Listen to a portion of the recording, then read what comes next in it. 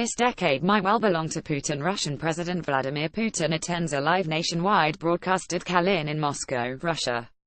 Photo Reuters. A couple of years ago, as Russia battled Western sanctions and the collapse in oil prices, few would have predicted that Vladimir Putin would emerge as the world's strongest leader. While the United States and Western Europe botched all attempts at strangling Russia, Putin has maneuvered his country into a position where it is not just a regional player but a global power. Domestically, Putin enjoys an approval rating of over 80%. He has weathered the storm like Pyotr in Pushkin's Captain's Daughter, and the Russian economy is expected to grow after a recession that saw a decline in gross domestic product and real income. With respect to foreign affairs, Putin has no rival. Internationally, Russia marches forward. It has now replaced the US as the most important player in the Middle East, given its success in Syria. What was being described by US President Barack Obama as a quagmire for Russia has turned into an unabashed victory for Putin. Even before the new year has set in, Russia, Syria, Iran and notably Turkey have set the stage for a final settlement in Syria that would be in line with Russian objectives and represent the biggest failure of US Middle East policy, second only to the Middle East peace process in recent history. The above success has forced Israel and Arab states to look towards Russia as the new sheriff in town. In Europe, we are witnessing a tectonic shift against traditional liberal governments. The main rival in the French elections, Marine Le Pen, supports an end to sanctions and normalization of relations with Putin. While Britain, Russia's ardent critic, is involved in decapitating itself with Brexit, making the environment within the EU hospitable for Russia.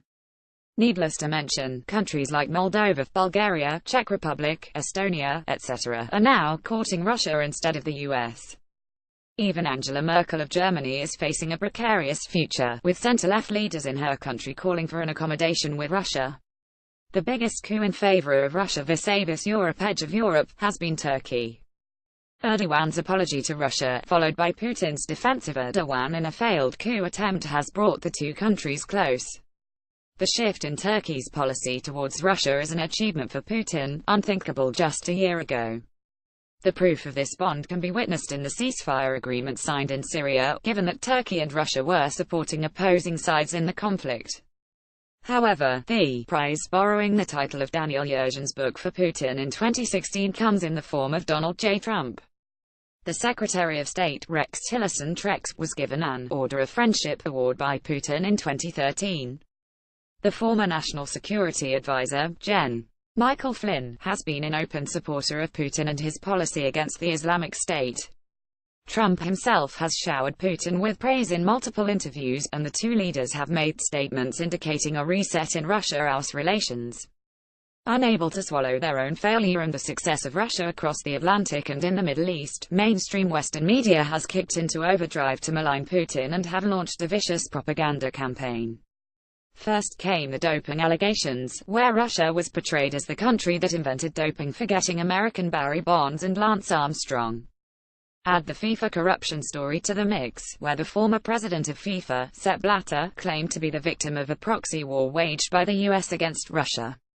However, both attempts failed to achieve their objectives, as the president of the International Olympic Committee, Thomas Bach, refused to ban Russia from the Rio Olympics, and Russia will be hosting the 2018 FIFA World Cup.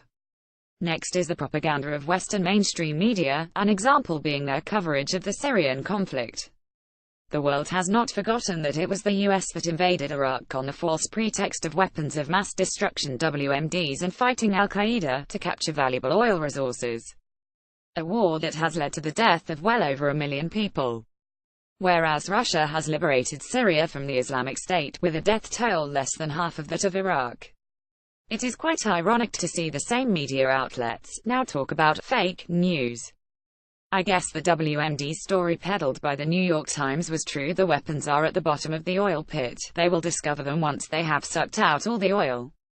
After anti-Russia propaganda on Syria, came the claims about Russian hacking, and how Putin stole the US elections.